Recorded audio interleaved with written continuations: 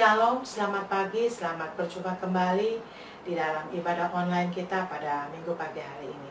Baiklah, sebelum kita memulai ibadah kita, mari kita berdoa. Bapa di surga, terima kasih kami ucap syukur Tuhan, karena pada minggu pagi hari ini Tuhan, kami kembali mengadakan ibadah online Bapa. Bapa di surga, sebelum kami memulai Tuhan, kami menunggu Roh Kudus hadir Bapa. Tuhan Yesus menyertai kebaktian kami dari permulaan, pertengahan hingga penghabisan, juga kuat kuasa Roh Kudus menyertai membawa firman-Mu pada minggu pagi hari ini. Hanya di dalam nama Tuhan kami Yesus Kristus kami ucap syukur dan berdoa. Haleluya, amin.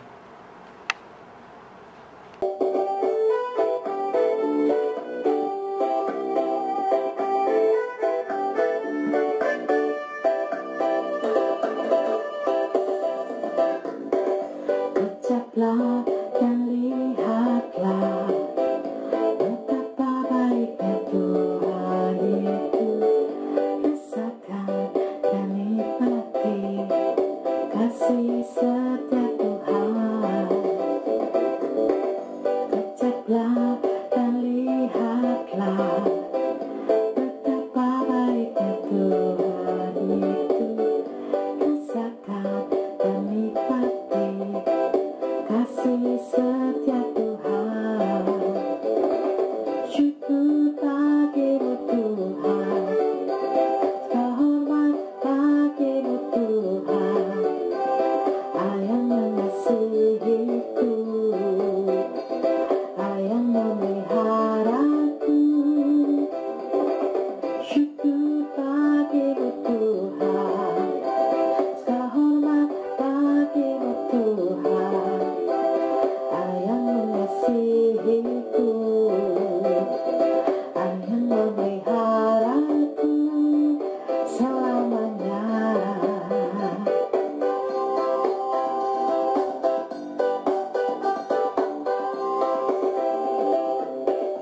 Ucaplah dan lihatlah betapa baiknya Tuhan itu.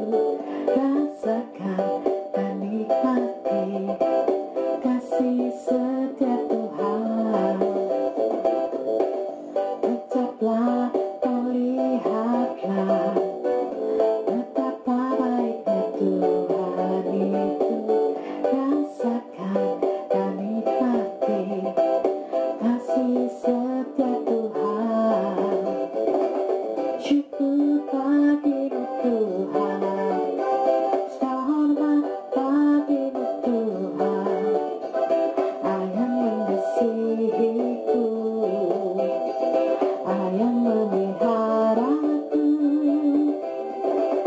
Syukur bagimu Tuhan, hormat bagimu Tuhan, yang mengasihiku, yang memeliharaku selamanya, selamanya, selamanya.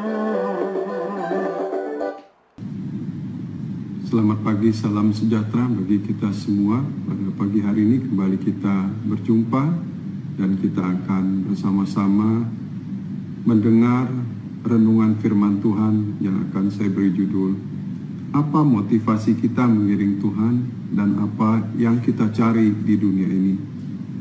Saudaraku yang kekasih, sebelum kita mendengar firman Tuhan, marilah kita sama-sama berdoa. Bapa kami yang ada di dalam kerajaan sorga, yang kami sembah di dalam nama Tuhan Yesus Kristus, terima kasih untuk waktu yang Kau berikan. Terima kasih buat pagi hari ini kami boleh berjumpa dengan saudara-saudara kami di dalam ibadah mandiri Tuhan, dan kami boleh mendengar firman-Mu. Mari Tuhan urapi hamba-Mu, pakai bibir mulut hamba-Mu untuk menyampaikan kebenaran firman-Mu tentang motivasi kami Tuhan mengiring Kau dan apa yang kami cari di dunia ini. Oleh sebab itu Tuhan, berbicaralah kepada kami dan biar kami boleh mengerti kehendak dan rencana dalam kehidupan kami. Kami akan mulai Tuhan ibadah kami pada pagi hari ini dalam nama Tuhan Yesus Kristus. Amin. Saudaraku yang kekasih, mungkin kita sering bertanya-tanya di dalam hati kita, apa sesungguhnya yang kita cari di dunia ini dan apa motivasi kita mengiring Tuhan. Mungkin kadang-kadang kita tidak menyadari. Mari kita akan sama-sama membuka Alkitab kita akan membaca firman Tuhan yang terdapat di dalam Injil Matius pasal yang ke-19 ayat yang ke-27. Injil Matius pasal 19 ayat yang ke-27, demikian firman Tuhan. Lalu Petrus menjawab dan berkata kepada Yesus, "Kami ini telah meninggalkan segala sesuatu dan mengikut Engkau. Jadi apakah yang akan kami peroleh?" Saudaraku yang kekasih, pertanyaan Petrus ini terjadi ketika Yesus mengadakan pembicaraan dengan seorang pemuda yang kaya. Pemuda ini berkata, "Ya guru atau ya Rabi, apakah yang harus saya lakukan untuk memperoleh hidup yang kekal?" Jadi dia berpikir bahwa untuk memperoleh hidup yang kekal ada harus yang dia lakukan. Dan Tuhan Yesus menuntunnya dalam cara berpikir yang benar bahwa ia harus melakukan 10 perintah Tuhan. Dan dia berkata, "Sudah, kemudian apa lagi yang masih kurang?" Tuhan Yesus berkata, "Jualah seluruh harta milikmu dan ikutlah aku." Karena pemuda ini sangat kaya, dia kemudian pergi meninggalkan Yesus karena dia merasa hartanya sangat banyak. Saudaraku yang kekasih, harta memang kadang membuat kita buta dan membuat kita lupa bahwa kita dalam menjalankan ibadah kepada Tuhan bukan apa yang harus kita perbuat, tetapi bagaimana kita mengenal Tuhan Yesus Kristus dan mentaati perintah-perintah yang Dia tetapkan dalam kehidupan kita. Oleh sebab itu pada pagi hari ini mari kita sama-sama mau mengerti, menggali apa motivasi kita dalam mengiring Tuhan dan apa yang kita cari di dunia ini. Karena kadang kita juga pernah mendengar teman kita mungkin berkata, "Aku sudah mengiring Tuhan sedemikian lama, tetapi aku belum memperoleh apa-apa." Saudaraku yang kekasih, ini hal membuat kita sangat riskan sekali, di mana mereka berkata bahwa sudah mengiring Tuhan sekian lama tapi belum memperoleh apa-apa. Apakah yang mereka maksudkan belum memperoleh apa-apa ini adalah hal yang bersifat materi? Saudaraku yang kekasih, betapa sempitnya cara kita berpikir, betapa kita tidak mengenal Tuhan. Mungkin kita boleh berkata itu pikiran yang sesat. Karena dengan memiliki Tuhan Yesus kita sudah memiliki segala-galanya. Dan bahkan mungkin kita tidak ingin atau tidak menginginkan apa-apa lagi.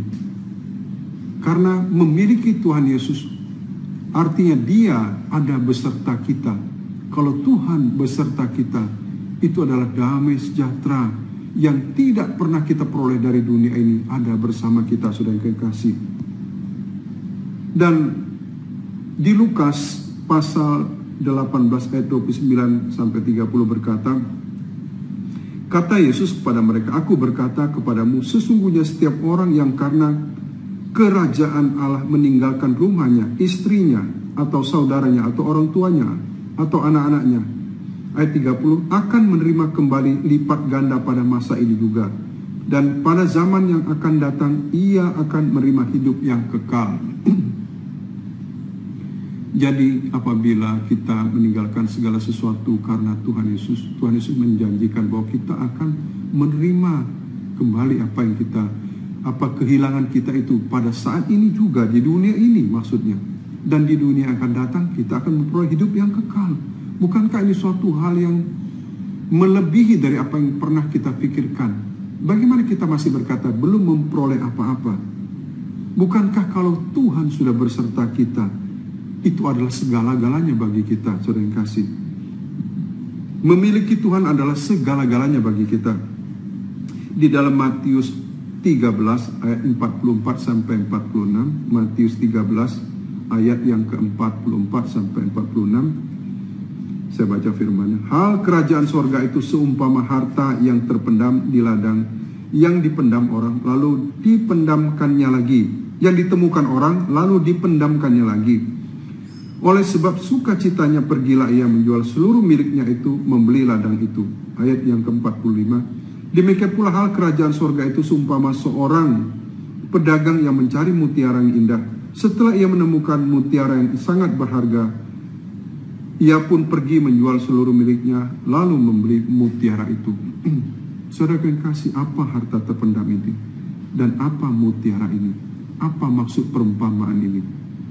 Maksudnya adalah ketika kita mencari sesuatu yang sangat berharga, kita mungkin tidak tahu apa itu, tapi ketika kita tahu bahwa yang sangat berharga adalah damai sejahtera, sukacita, masa depan yang penuh dengan harapan, dan itu adalah ada pada Tuhan Yesus Kristus, maka Tuhan Yesus membuat perumpamaan ini. Harta yang di ladang itu adalah pribadi Tuhan Yesus sendiri, dan mutiara yang sangat berharga yang dicari-cari itu adalah pribadi Tuhan Yesus sendiri. Dan apabila orang telah menemukan harta ini dan mutiara ini, orang akan menjual, bukan mencari, memperoleh atau menginginkan lagi, menjual segala apa yang dia miliki.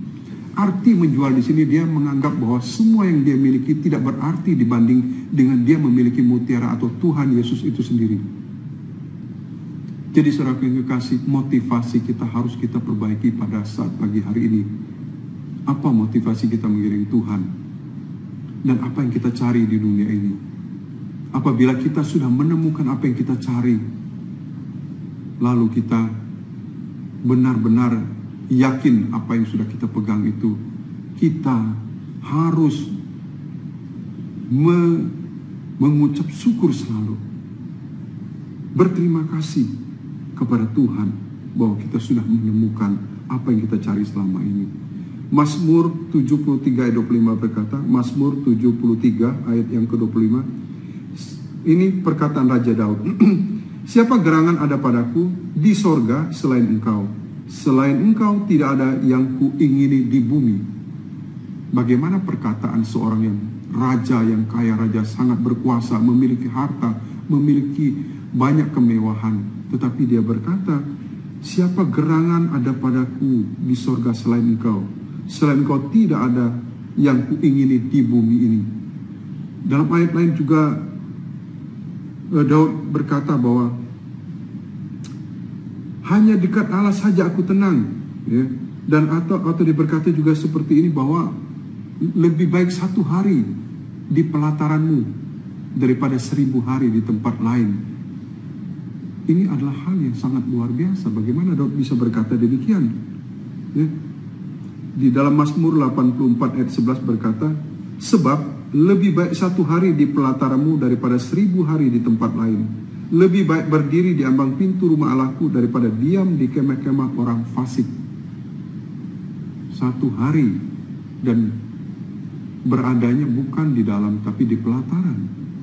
Saudara yang kekasih, bukankah Daud ini memiliki istana yang megah, memiliki banyak tempat-tempat yang membuat dia nyaman, harta, benda, penjagaan, pasukan elit yang senantiasa mengelilinginya, pasukan perang yang begitu kuat, kereta perang dan berbagai-bagai kemewahan yang dia miliki. Tapi dia hanya menginginkan, atau dia hanya memiliki dalam pikirannya, lebih baik 1 hari di pelataran Tuhan daripada 1000 hari di tempat lain. Bukankah ini inspirasi bagi kita untuk memahami mengapa Daud berkata demikian? Adakah orang yang seperti Daud demikian megah dan mewahnya pada zaman ini? Mungkin tidak ada. Mungkin orang memiliki kekayaan seperti Daud, tetapi dia tidak memiliki kekuasaan dan kekuatan seperti Daud. Tetapi mengapa Daud menginginkan hanya 1 hari di pelataran? Ini hal yang sangat-sangat perlu kita gali, perlu kita renungkan. Ada apa? Mengapa seorang demikian besar menginginkan 1 hari di pelataran Tuhan daripada 1000 hari di tempat lain? Saudara kekasih, kita review lagi motivasi kita. Apa motivasi kita mengiring Tuhan? Dan apa yang kita cari di dunia ini? Memiliki Tuhan adalah memiliki hidup. Di dalam 1 Yohanes 5 ayat yang ke-23, kita akan baca firman Tuhan. 1 Yohanes 5 ayat 12 dan 13. Barang siapa memiliki anak, ia memiliki hidup. Barang siapa tidak memiliki anak, ia tidak memiliki hidup. Semuanya itu kutuliskan kepada kamu, supaya kamu yang percaya kepada nama anak Allah tahu bahwa kamu memiliki hidup yang kekal. anak di dalam perkataan Injil Yohanes ini merupakan kata lain daripada Allah atau Tuhan. Jadi memiliki Tuhan, apabila kita memiliki Tuhan itu kita memiliki hidup. Jadi bukan kita memiliki Tuhan menginginkan harta duniawi atau menginginkan sesuatu kemewahan. Itu mungkin sesuatu yang perlu kita evaluasi lagi dalam cara kita mengiring Tuhan. Mengiring Tuhan atau memiliki Tuhan adalah memiliki hidup. Saudara yang kasih, luar biasa. Kita yang percaya diberinya kuasa untuk menjadi anak-anak Allah. Di dalam Yohanes 1 ayat 12 berkata demikian. Dan di dalam Galatia 4 ayat 7 berkata bahwa Galatia 4 ayat 7, jadi kamu bukan lagi hamba melainkan anak. Jika kamu anak, maka kamu juga ada ahli waris oleh Allah. Ahli waris apa? Kehidupan kita sementara di dunia ini. Oleh sebab itu kita jangan sampai terlena. Suatu saat kita akan pergi. Dan kemana kita pergi? Ke tempat kekekalan. Hanya dua ke tempat kekekalan yang akan kita tuju. Kekekalan di dalam kegelapan dan kekekalan di dalam terang. Dan ini pasti terjadi pada setiap orang yang hidup. Oleh sebab itu, saudara yang kekasih, jangan kita terlena, jangan fokus kita teralih oleh hal-hal dunia ini. Mungkin kita akan mengalami penderitaan dan kesukaran di dunia, tapi itu bukan permasalahan. Sebab kemuliaan yang akan Dia nyatakan kepada kita kelak tidak sebanding dengan apa yang kita alami nanti di dunia ini. Pada saat ini, mungkin penderitaan, kesukaran, dan berbagai-bagai permasalahan hidup kita. Dan itu kita anggap remeh saja nanti pada saat kita sudah sampai di hadapan Tuhan. Dan kita diperbolehkan masuk di tempatnya yang kudus. Dan mungkin banyak orang juga berkata, Tuhan beri aku kesempatan lagi, aku akan berbuat lebih baik lagi. Tetapi percuma pada saat dimana kita sudah tidak mempunyai kesempatan lagi. Saat ini adalah waktu kesempatan itu untuk kita mereview motivasi kita apa mengiring Tuhan, saudara yang kekasih. Oleh sebab itu, memiliki Tuhan tahu menentukan sikap, saudara yang kekasih. Memiliki Tuhan itu tahu kita menentukan sikap. Sikap kita seperti apa? Ya, dalam Filipi 4 ayat 12 dan sampai ke 13, Filipi 4 ayat yang ke-12 sampai yang ke-13 akan saya bacakan. Aku tahu apa itu kekurangan dan aku tahu apa itu kelimpahan.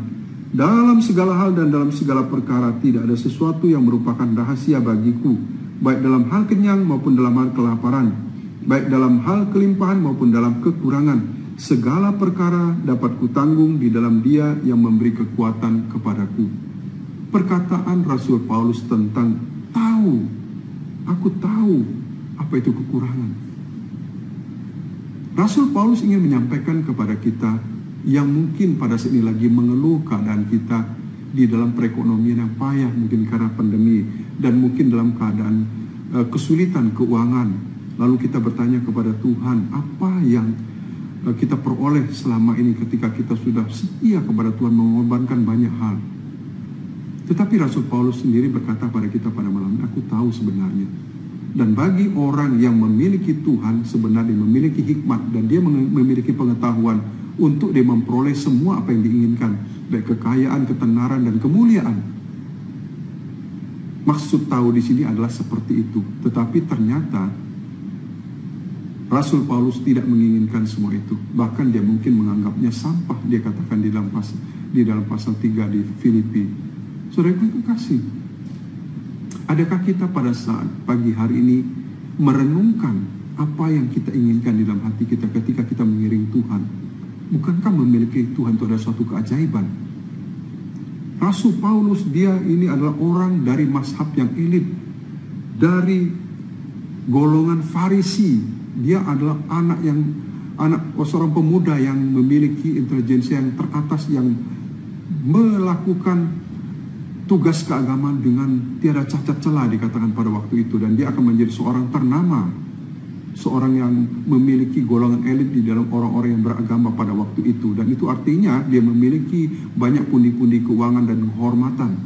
Tetapi ternyata semua itu dianggap sampah, meskipun dia sebenarnya adalah orang yang sangat pantas, karena dia lahir dari seorang keturunan Ibrani asli, dari suku Benjamin. Dia katakan demikian, dan disunat pada hari yang ke-8. Dia juga adalah seorang yang terdidik, seorang sarjana dari seorang guru Gamaliel yang terkenal pada waktu itu. Tetapi semua itu tidak menjadikannya suatu hal lagi seperti orang-orang dunia yang cari saat ini. Ketenaran, kemewahan, kekayaan, dan kemuliaan. Itu dia katakan sampah setelah dia mengenal Tuhan Yesus Kristus. Saudaraku kasih, apakah saat ini kita merasakan demikian? Apakah kita tahu bahwa kita memiliki Tuhan Yesus itu adalah hal yang luar biasa?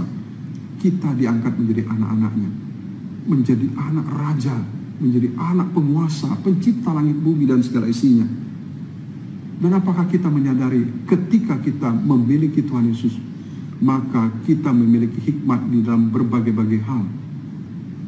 Dan hikmat itu bukan saja kita memiliki kecerdasan intelijensia, kecerdasan emotion quotient, tetapi kecerdasan yang paling baik, yaitu kecerdasan spiritual.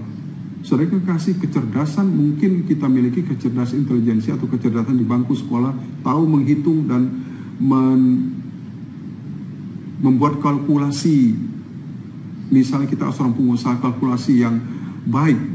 Tetapi ketika kita tahu bahwa ini tidak cukup biaya untuk meneruskan suatu pekerjaan ini, mungkin kita akan membatalkannya. Tetapi orang yang memiliki pengendalian diri, emotion quotient yang baik, dia tetap terus berjalan. Kemudian dia bertemu dengan orang-orang yang baik, karena dia ini adalah mempunyai pribadi yang baik. Nah, orang-orang suka berteman dengan dia. Tetapi orang ini pun masih kalah dengan orang yang memiliki pengetahuan spiritual. Seorang yang memiliki pengetahuan spiritual, kita ilustrasikan seseorang ini memiliki perusahaan, saudara yang kasih. Dia memiliki perusahaan, tidak memiliki keuntungan dalam perusahaan ini, tetapi break even point saja. Kata orang, kembali pokok, pulang pokok, kembali modal saja. Lalu kenapa dia tidak menutup perusahaannya? Nah, orang yang memiliki pengetahuan spiritual ini, dia tentu memiliki tujuan-tujuan hidup yang lain. Apa tujuan hidupnya? Dia mengatakan bahwa di perusahaan saya ini ada 100 karyawan.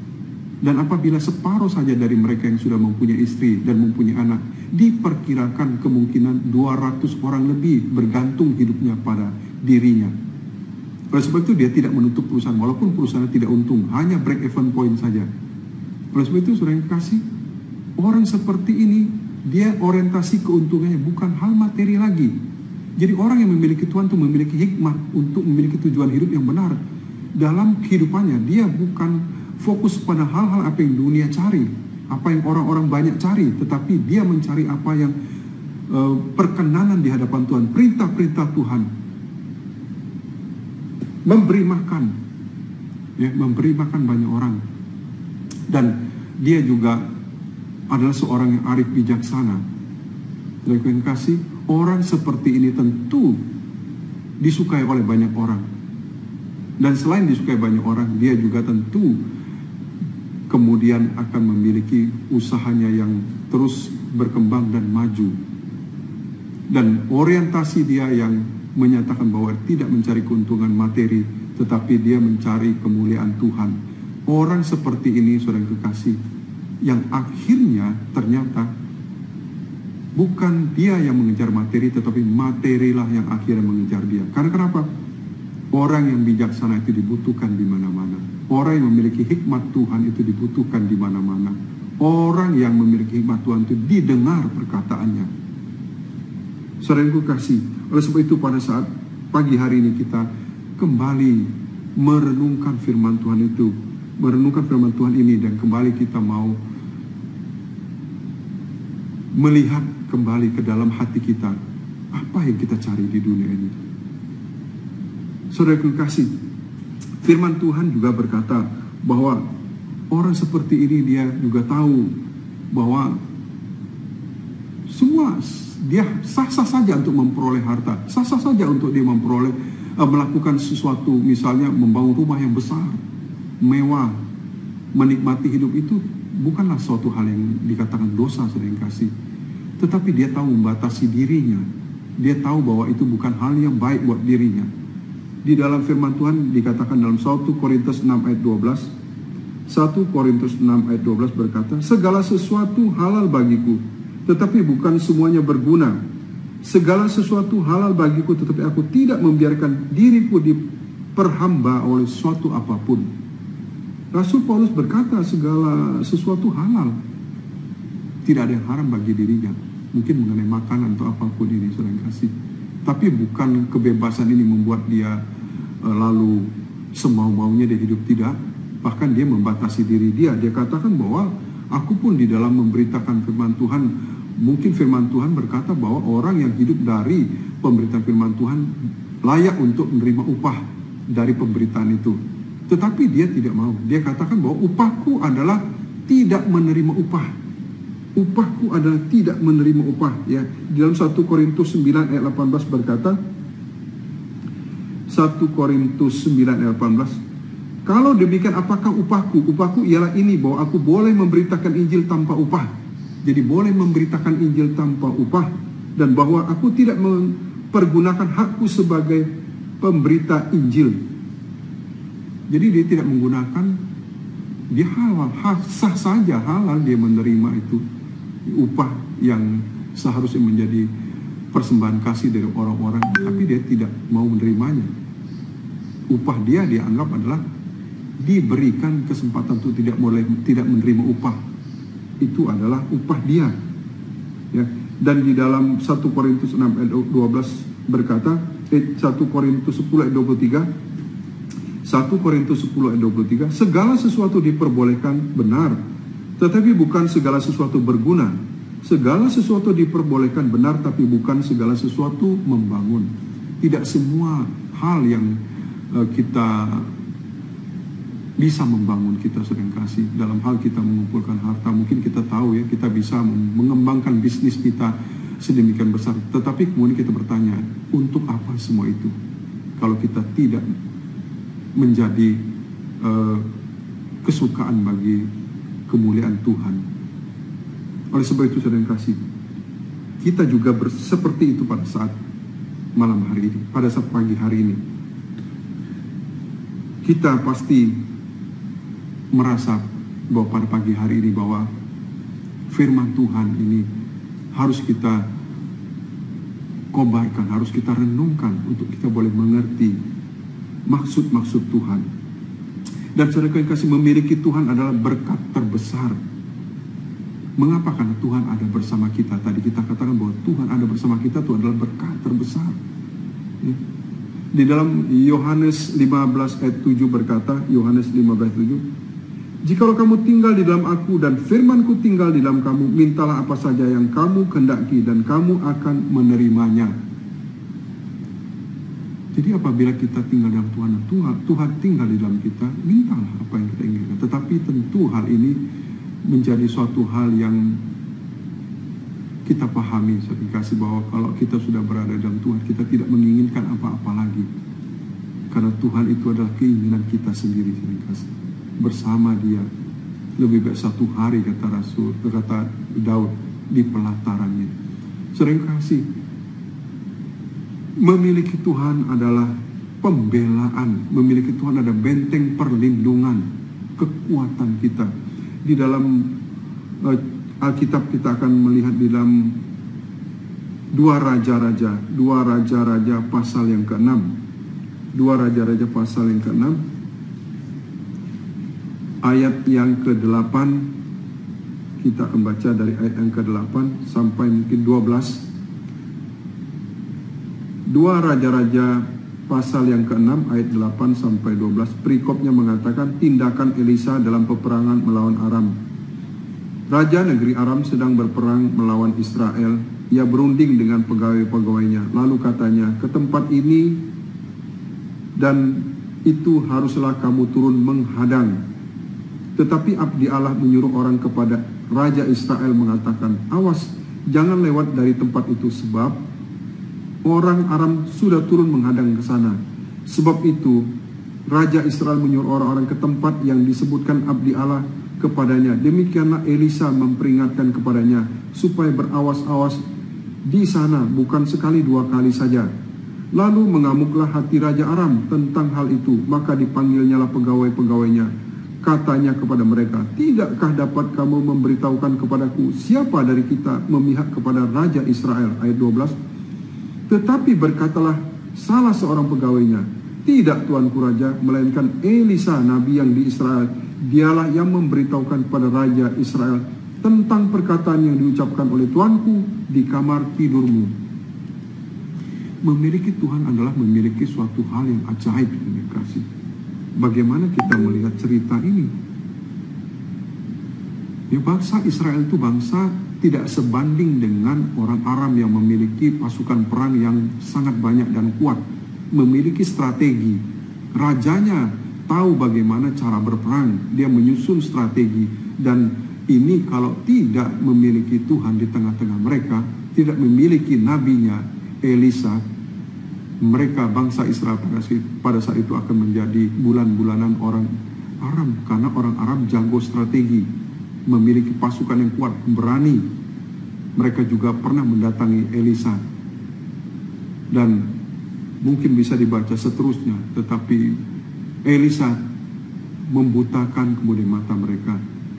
Dan juga di situ ada terjadi peristiwa yang supranatural, di mana ketika Gehazi bangun pagi melihat bahwa dia dan tuannya Elisa itu dikepung oleh prajurit-prajurit orang Aram dengan jumlah ratusan. Tetapi dengan santai si Nabi Elisa berkata, yang menyertai kita lebih banyak. Oleh sebab itu dia kemudian berdoa kepada Tuhan, dan Tuhan meminta untuk supaya bujangnya atau Gehazi ini dibuka matanya. Dan ketika bujangnya Elisa ini melihat sekelilingnya, ternyata memang benar pasukan dari Tuhan, yaitu malaikat berapi berkeliling mengelilingi mereka, lebih banyak jumlahnya. Sedangkan malaikat ini mempunyai kekuasaan, mempunyai kemampuan untuk membunuh orang-orang yang hebat sebagaimanapun. Dikisahkan oleh kitab suci, satu orang bisa membunuh ratusan ribu tentara. Dan pada saat itu gunung itu penuh dengan malaikat berapi. Coba kita bayangkan, jalan kasih, memiliki Tuhan adalah memiliki perlindungan yang kokoh. Memiliki Tuhan adalah memiliki damai sejahtera dan sukacita. Mungkin pada saat ini kita tidak sesuai dengan apa yang kita dengar pada pagi hari ini, tetapi kita mau ingat bahwa ketika kita mengalami penderitaan dan kesukaran, sebutlah nama Tuhan Yesus Kristus. Itu adalah kekuatan kita. Dan ketika kita menyebut namanya, maka aliran kuasa dari tempat yang maha tinggi memberikan kepada kita penghiburan dan kekuatan. Bahwa memang pada saat di dunia ini semua tidak ada terkecuali orang-orang percaya mengalami penderitaan.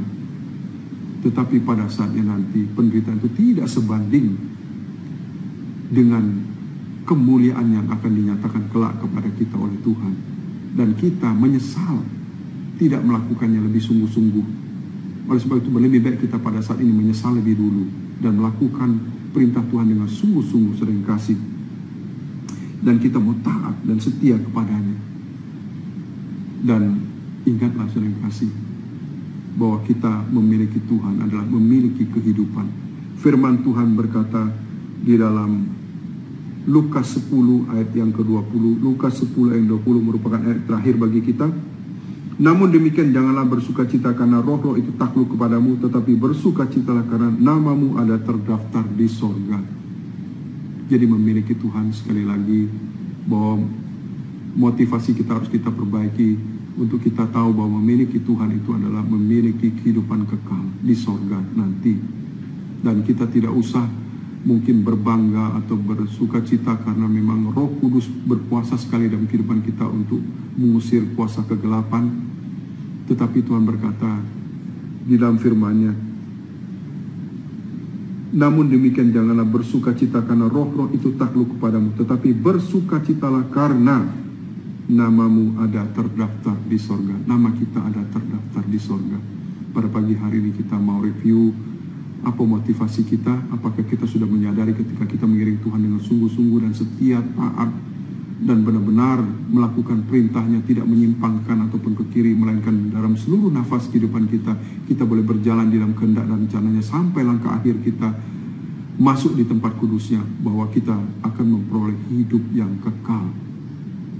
Itulah saudara yang kekasih. Dan kesimpulan kita, firman Tuhan kita pada saat pagi hari ini adalah, Tuhan adalah sumber dari segala sumber kehidupan.